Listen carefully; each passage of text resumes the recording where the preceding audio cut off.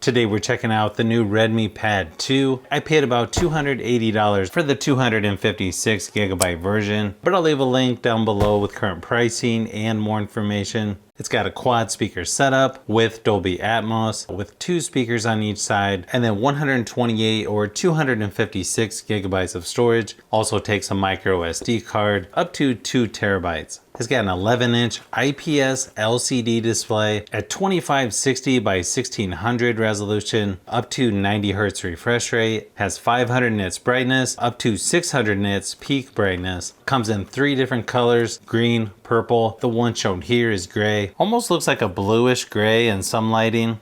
Surprisingly, it still has a headphone jack next to the charging port. You can see it's pretty similar in size to the Redmi Pad SE, maybe just a hair larger than the original Redmi Pad. It looks like they've also changed it to be all caps where it says Redmi.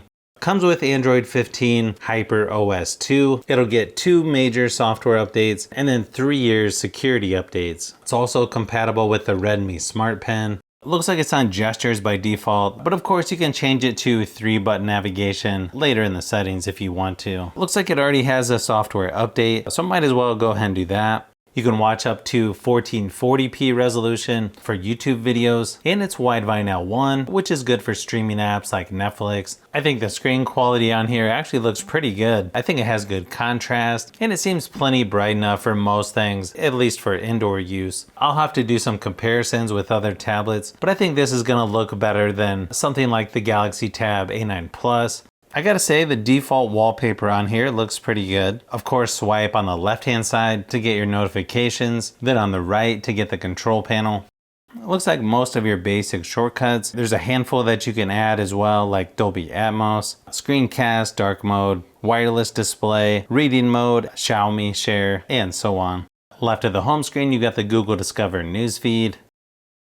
You can swipe up to get a search. You can see all the apps are there on the home screen, but you can also change that to have the app drawer. Kind of personal preference there. Personally, I kind of like having the app drawer. I've got the 256GB version. It looks like it's using about 29 gigabytes so far.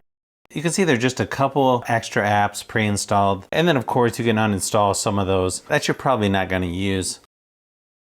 The software on here is going to be very similar to other Xiaomi and Redmi products that have Hyper OS 2. It doesn't have workstation or a PC mode. It does have split screen and floating windows if you want to run more than one app at the same time.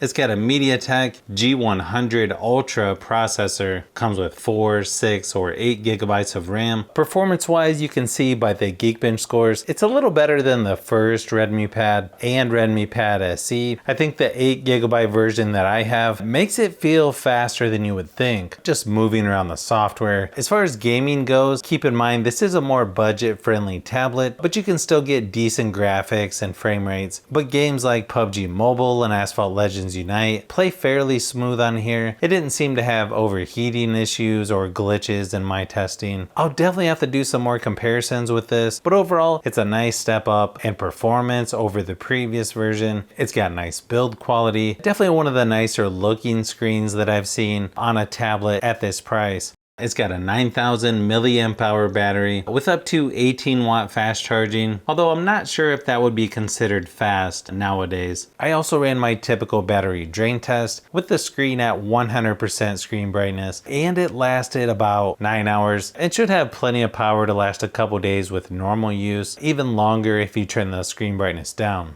I feel like the speaker quality on here is pretty good. Maybe not the loudest speakers out there, but here's a quick sample just to give you an idea of what it sounds like.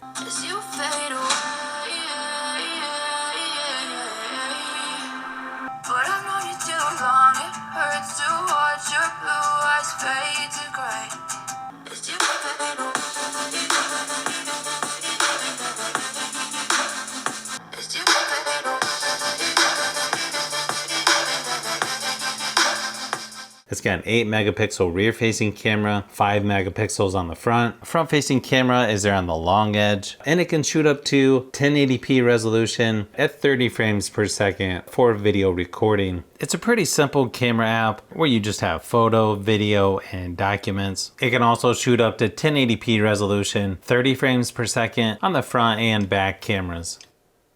Seems to have decent shutter speed, at least in my studio lighting. You can definitely tell that it's using some AI to the photos, because I know when I took this photo, it looked a little blown out, but then when you look at it in the photo app, it actually looks pretty good. Here's a few quick samples of photo and video, just to give you an idea of what to expect from the new Redmi Pad 2.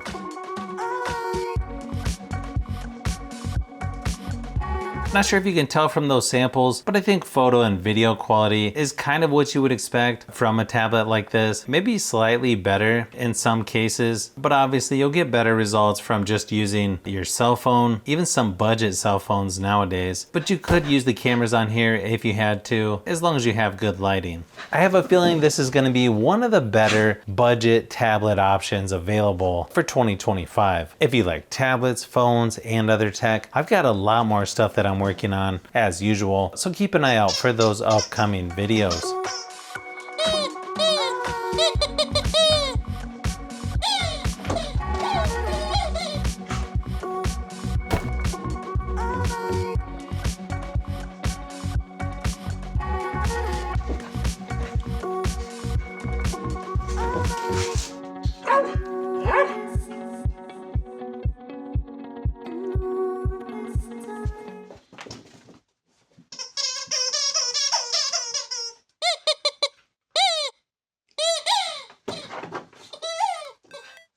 So if you've made it this far into the video, you may want to say thanks by subscribing, and don't forget to give a thumbs up if this video was helpful. This is Brian from Fishbee Productions. Thanks for watching, and I'll see you on the next one.